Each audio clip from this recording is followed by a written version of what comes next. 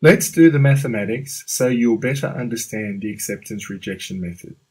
I'm going to use a triangular distribution as my target PDF, so we're trying to obtain a random number from a triangular distribution.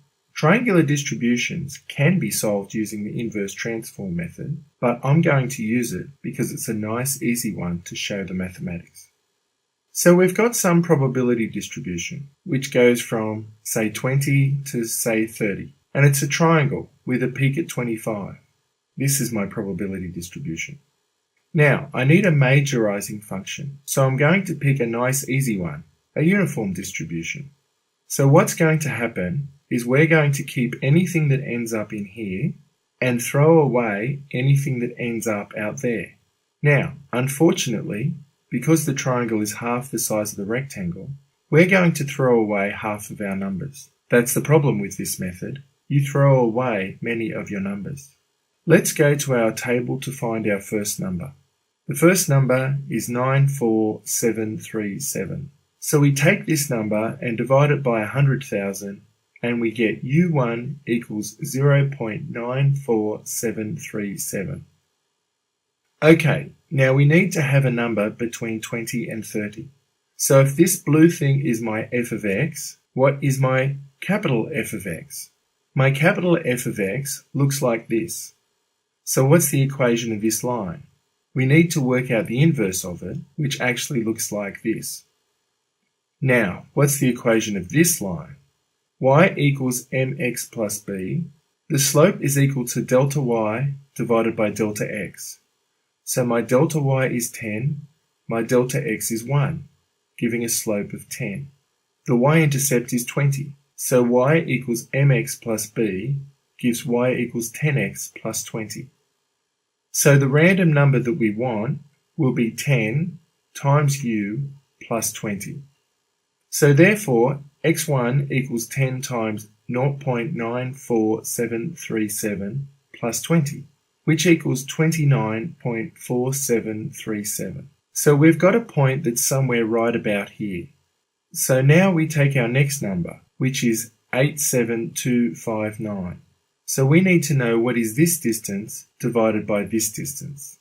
The first question is, what is this value here? Well, in order to do that, we need to know that this triangle has a base that's 10 wide, and the area of the triangle is 1. We know the area of the triangle is 1 because it's a probability distribution, and so the area is 1 by definition. So therefore, if it's 10 wide and the area equals 1, we're saying that half base times height equals 1.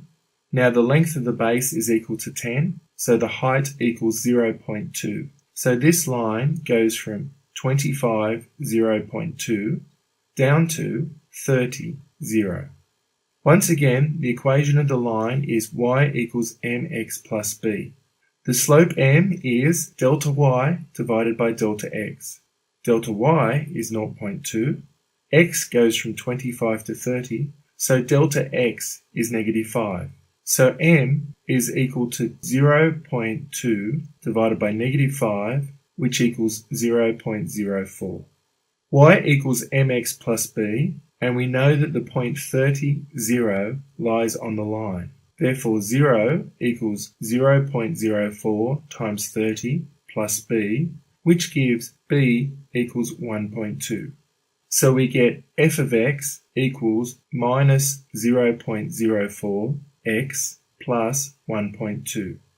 Now we look for our next number. That was the 87259. Substitute 29.4737 into the equation of our line, and we get f of x equals 0.04 times 29.4737 plus 1.2 equals 0.02105.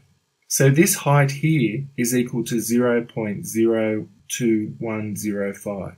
What is the bigger height? It's 0.2. So therefore, f of x divided by g of x is equal to 0.02105 divided by 0.2, which equals 0.0526. Now, our second random number value is 0.87259, which is larger than f of x on g of x. That means we're up in this area, so we reject 29.4737 as our answer. So we need to start again. The next number on the list is 63856. We insert this into our inverse of f equation. x1 equals 10 times 0.63856 plus 20, which equals 26.3856. Substitute this into f of x and we get minus 0.04 times 26.3856 plus 1.2 equals 0.144576.